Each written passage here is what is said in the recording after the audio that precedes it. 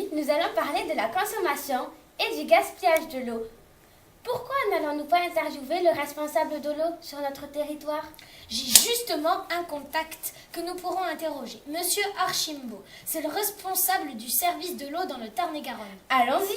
Quelle est la consommation d'eau moyenne d'un habitant du Tarn-et-Garonne? Et la consommation moyenne, en 2011, elle était estimée à 128 mètres cubes par an, en 2012 à 122, en 2013 à 117 et en 2014 à 111. Alors, c'est quelque chose qui est surprenant, mais qu'il faut savoir, qui traduit une réalité. En moyenne, on estime qu'en France, la consommation moyenne par habitant, c'est 120 mètres cubes par habitant. Donc, non, par abonné, pardon. Et sur ce chiffre-là, on s'aperçoit que depuis quelques années, la consommation baisse. C'est-à-dire que ce qu'on observe, c'est que dans le département, de 128, là, on passe à peu près à 110 en moyenne. Et ça, c'est dû à une des questions que vous posez, comment faire pour économiser l'eau. Donc, comme la population du 82 va augmenter, comment va être gérée l'augmentation de la consommation de l'eau?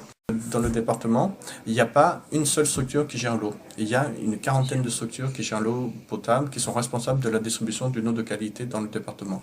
Et ça peut être soit une commune, soit un syndicat de communes, qu'on appelle un syndicat d'eau potable, soit autrement, de plus en plus, ce sont des communautés de communes. Quand donc on n'a pas assez d'eau, il y a ce qu'on appelle des interconnexions. C'est-à-dire que quand ici il n'y a pas assez d'eau, il y a ce syndicat qui va approvisionner en eau celui-là.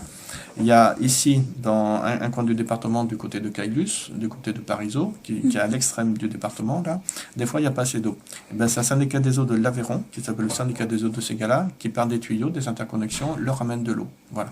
Donc ça veut dire qu'il y a une solidarité entre structures. Si tu n'as pas assez d'eau, bon t'inquiète, je peux t'en apporter. Il faut savoir qu'en pratique, il n'y a pas d'inquiétude, il y aura toujours de l'eau potable en quantité suffisante. Et s'il y avait des priorités à faire, on fait des restrictions sur les usages agricoles. Pour l'extérieur, M.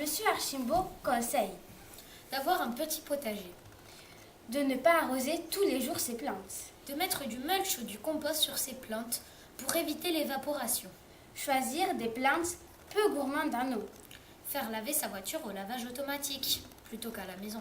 En bref, nous devons surveiller et faire attention au gaspillage de l'eau potable et à la surconsommation pour les générations futures. Bien sûr, nous devons remercier vraiment infiniment Nadège Alary et Monsieur Archimbaud pour nous avoir conseillé pour notre vidéo. Alors n'hésitez pas à lâcher un pouce bleu.